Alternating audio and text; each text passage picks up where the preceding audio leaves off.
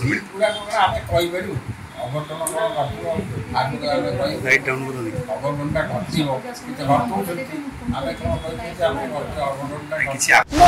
Balabhadra rather मुख्य बड़ग्राही हलधर दास महापात्रंकर विस्फोरक बयान।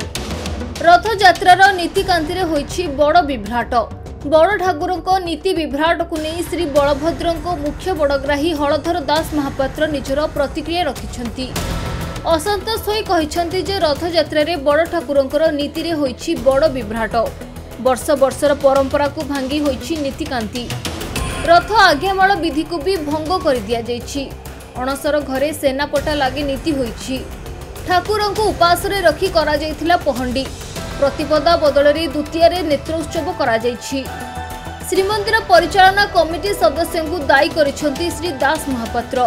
पता से केमिति हैला कोन होला कि को प्रकार हेइतला हैला कि न होला त कागज कलम सब हाथ रे टिपा हिची किछि किछि वरिष्ठ सभा तो किछि नै परामर्श नीतिले आमको नुचेले एतक गले सकाल धूप सरला मध्याह्न धूप उड़िला संध्या धूप उड़िला बेश भी उड़िला चंदन लगे उड़िला आल्ट लगे उड़िला आ बड़सिंगार उड़िला सेनापटा लगे उड़िला सबुतक नवजौवन तो उड़ीगला आत्म नवजौवनटा है केमतिया पुणी तापर दिन हूँ से गुंडीचा मत से कौन कले सकाल धूपटा जमी सरीगला सेटा डाइभर्ट करदे से भोगटा को माने आमर से गुंडीचा भोग गला यही गोटाक तो आम ये